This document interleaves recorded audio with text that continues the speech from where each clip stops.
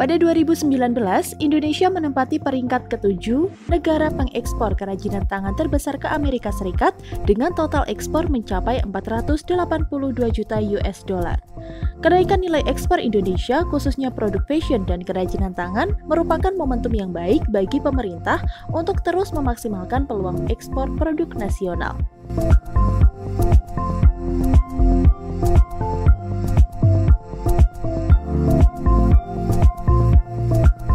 Pengembangan ekonomi kreatif berbasis budaya dan kearifan lokal adalah solusi alternatif untuk menstimulus perkembangan ekonomi kreatif untuk bisa mandiri dan bisa mengembangkan usaha terutama di daerah.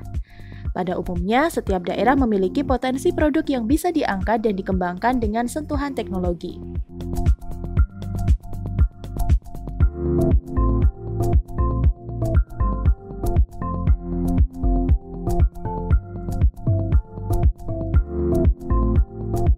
Nah, kali ini kita menuju Kabupaten Ngawi.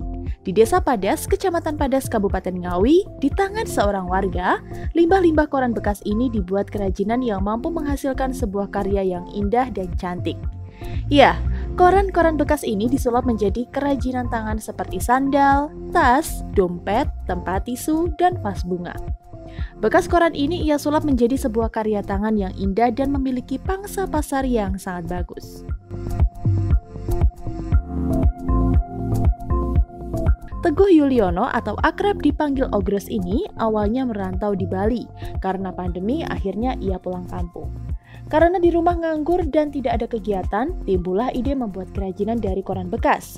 Beberapa karya kerajinan Agus diantaranya adalah sandal, tas, vas bunga, tempat tisu, dan dompet. Ia menekuni pembuatan kerajinan tangan sudah sejak 4 bulan di masa pandemi ini. Untuk pemasarannya, Agus mengaku sementara hanya sebatas teman-teman dekat atau lingkungan yang ada di desanya.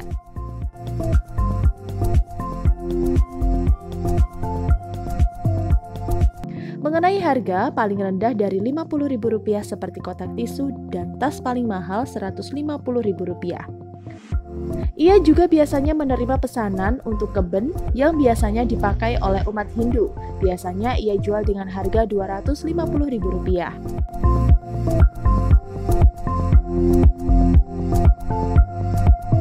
Agus alias Ogros, dalam proses pembuatan kerajinan tangan ini sangatlah sederhana.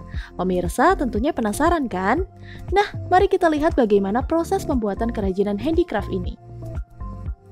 Ada beberapa tahapan untuk pembuatan sandal, tas, vas bunga, dan tempat tisu. Awalnya, koran-koran bekas ini ia potong-potong kecil memanjang. Setelah terkumpul potongan koran, dilakukan pemilinan di atas meja dengan menggunakan alat kayu dan lem. Pilihan-pilihan kertas koran tersebut lantas ditata satu persatu membentuk lembaran. Untuk merekatkan pilihan, agar terbentuk lembaran, ia menggunakan lem agar rekatan lembaran terbentuk dengan kuat dan tidak lepas. Setelah lem kering, lembaran pilihan terbentuk, kemudian dilakukan pembentukan pola. Kali ini, pola yang akan dibentuk adalah sandal rumah atau sandal hotel. Lembaran pilihan koran tersebut lalu dimal menggunakan alas sandal. Setelahnya, lembaran pilihan koran yang sudah dimal dipotong dengan menggunakan gunting. Setelah terbentuk alas sandal, baru dibuat pengaitnya. Pengait tersebut juga berasal dari pilihan ukuran koran yang lebih kecil, kemudian dilakukan penganyaman. Nah, pemirsa, hasilnya terbentuk sandal yang cantik menarik. Ini awalnya kan saya pulang dari Bali, dulu kerja di Bali merantau, terus berhubung orang tua sudah tua, nggak ada yang menguruskan, saya pulang, terus di kampung mau usaha apa, nggak ada pikiran, terus timbul ide bikin kerajinan dari koran ini. Macamnya ya seperti ini, ada bunga beserta vasnya dari koran, ada dompet dari koran juga, ada tas juga, kotak tisu. Ya alhamdulillah lah selama pandemi ini bisa untuk mencukupi kebutuhan lah sementara. Saya menekuni ini belum lama mas, belum ada 1 tahun, kurang lebih sekitar 4 bulan. Ya selama pandemi mulai bulan 3 itu saya berusaha cari duit, bagaimana posisinya kan kerjaan susah di mana-mana kan. PHK juga, akhirnya timbul ide ini bikin kerajinan koran ini. Untuk pemasarannya ya masih ketok tular, belum kemana-mana. Soalnya kan baru teman-teman itu ya kadang main ke sini, pulang saya kasih oleh-oleh tas ya sambil pengenalan, biar tahu kalau di sini ada produksi tas dari koran gitu. Di samping itu kan mengenalkan produk saya sendiri. Kalau untuk harga saya paling rendah itu paling kisaran 50.000. Seperti bunga seperti ini 50.000. Seperti kotak tisu ini juga 50.000. Kalau tas Mas, jenis tas? Kalau jenis tas tuh harganya paling mahal itu sampai 150. Kecuali keben yang untuk orang sembahyang, orang umat Hindu, yang untuk bawa ke pura itu, bokor sama keben itu bisa sampai 250 sampai 300. Tapi berhubung sekarang belum ada barang kan sudah dikirim di Bali semua. Kalau untuk tas sama dompet paling satu hari ya maksimal 3 ya, yang penting sudah ada lembaran dulu yang untuk dibikin itu.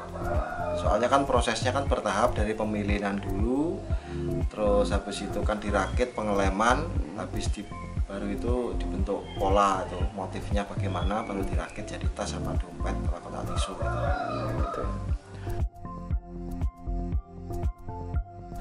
Semoga ya bisa lancar terus. Samping itu kepingin menularkan ilmu saya seperti ini, kerajinan kayak gini sama anak-anak muda. Pokoknya yang saya ingin itu yang pemuda yang berbakat, yang nggak pernah ngeluh lah, pokoknya tetap semangat gitu untuk meningkatkan kerajinan khususnya handicraft. Prospek kedepannya rencananya saya ya kepingin melebarkan, saya pengen kirim ke luar kota, kalau bisa keluar pulau, dan ya kepinginnya juga keluar negeri. Tapi kan untuk saat ini kan masih belum belajar bagaimana caranya bisa melangkah ke sana.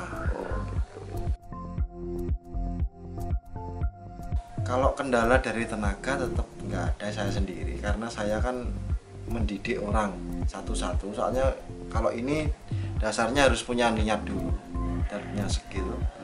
Terus untuk kendala modalnya ya yang jelas terkendala ya masa pandemi COVID ini. Tapi kan untuk sementara kan ya jalan laku 1, laku 2 gitu untuk kembali modal lagi. Yang penting intinya saya setiap hari harus berkarya lah gitu.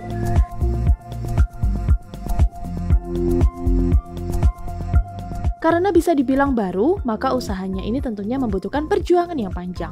Untuk itu, harapannya peran serta pemerintah dan berbagai pihak dibutuhkan agar karya-karyanya ini tetap terus berlanjut dan bisa membawa nama kepada daerah, khususnya Kabupaten Ngawi.